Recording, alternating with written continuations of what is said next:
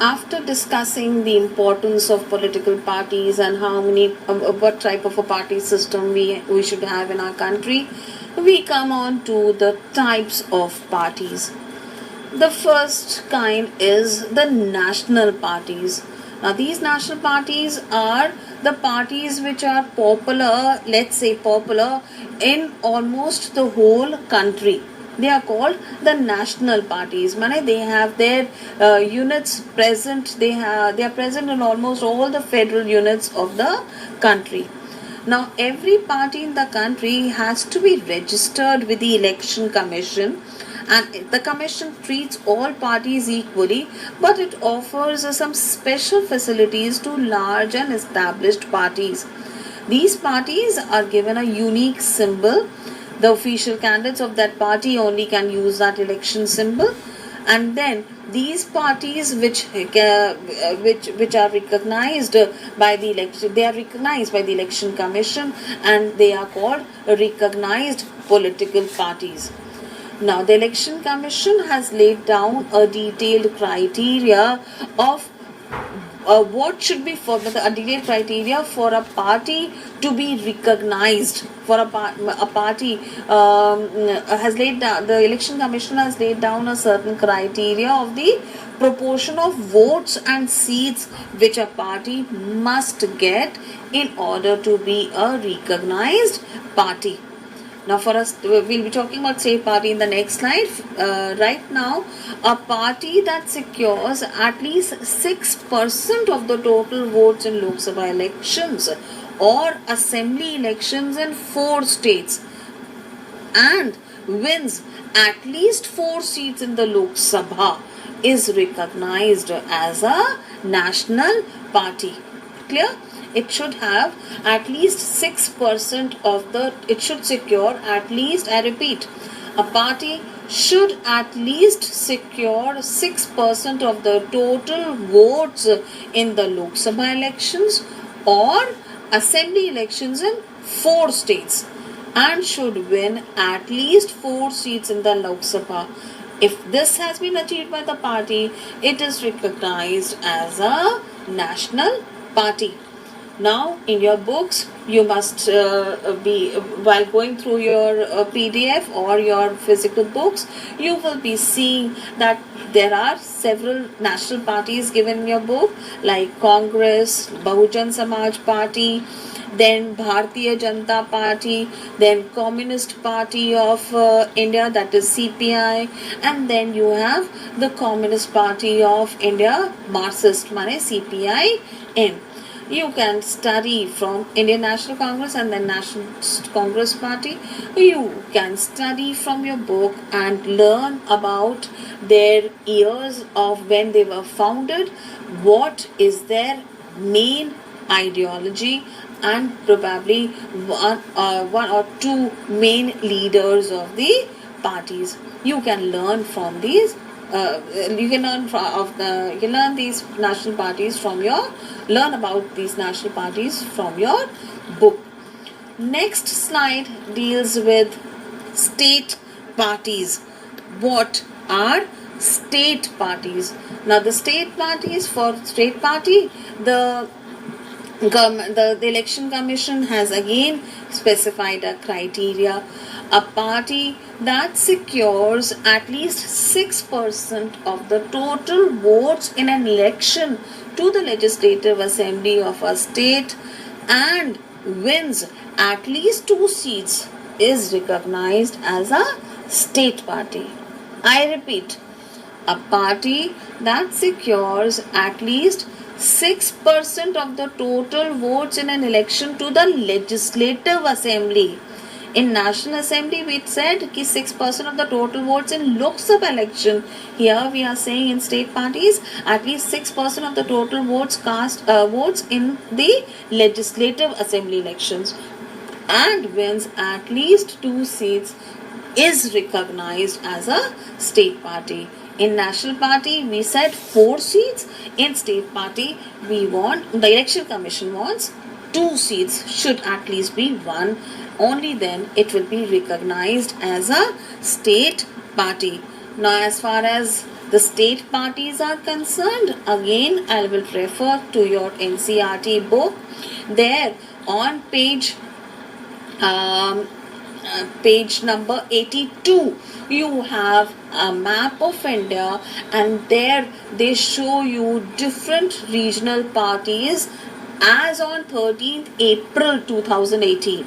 Mane, according to the data till 13th April 2018, they have these many state parties existing in the various states. Now you can study from the map. You can see the map has the states, and the names of the political parties are marked there with arrows. You have the symbols also been shown. Their symbols also have been shown there, so that you remember these political parties along with their symbols. And often questions come in the board where they specify the region. Like for example, they may ask you ki northern region, name two state parties of North India, or name two parties of from South India, that ways. So if you have studied this map, it will help you in answering such type of questions, right? Now, the challenges to political parties. What are the lacunas? What are the drawbacks in the functioning of the political party? We see that all over the world people express strong dissatisfaction towards the political parties. They say that the parties are not able to perform their functions well. They tend to blame the parties for whatever is wrong with the working of democracy. So we are here trying to see what is wrong with the political parties, and after this we'll try to suggest some reforms. So the first challenge is the lack of internal democracy within the parties. The parties have they tend to have concentration of power in one or few leaders at the top. Only some leaders they have the paramount power, the others do not have. The parties do not keep membership registers, they don't hold organizational meetings, they don't conduct internal elections regularly. The other members of the party do not get sufficient information of what is happening in the party, right? So they do not have the means or the connections needed to influence the decisions. They do not play a role in the decision making process. The main leaders are the ones who are just pulling the reins. They are the ones who have the reins in their hand. So this when this happens, the other members of the party do not feel connected to the party. It happens that more than loyalty to party principles, and they are not the people who are more loyal to the leader. Those people tend to rise in the hierarchy rather than the people who are more loyal to party principles and policies. The second challenge of dynastic succession is related to the first one. The second challenge is dynastic succession. Now, since the parties do not practice an open procedure, the ordinary workers do not get enough chances to rise to the top in the party. Only the people who are family members or who are closer to those powerful leaders tend to get the top positions in the party, and this becomes quite unfair to the other members. The other members, though they may be competent, they do not occupy positions of power. The third challenge is about the growing role of money and muscle power in the parties. Now the party leaders, they tend to nominate only those candidates who can raise lots of money, who can use their own money rather than the party money to fight elections.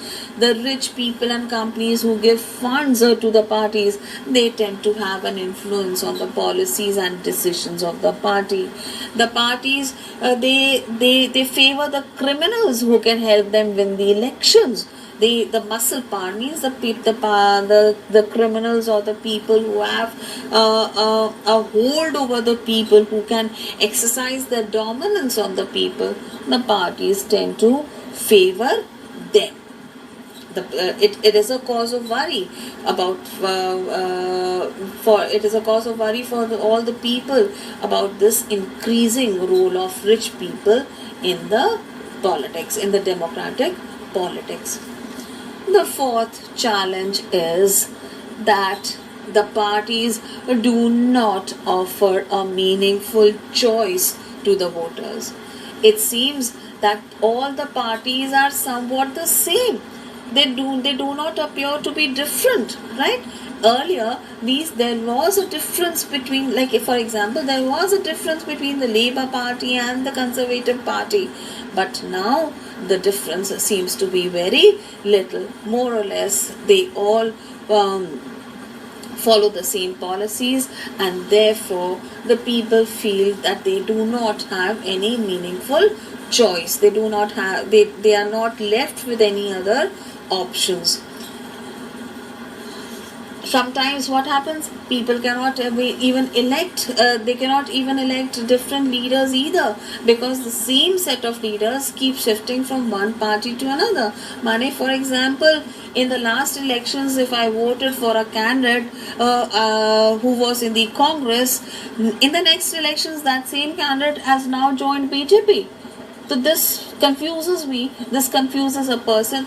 I voted for that candidate because he was in the Congress, because I was impressed with the Congress ideology. Now this person is in BJP. So whether I should go with this candidate or I should go with the BJP ideology, because I am confused. Because of this shifting, the people tend to get confused.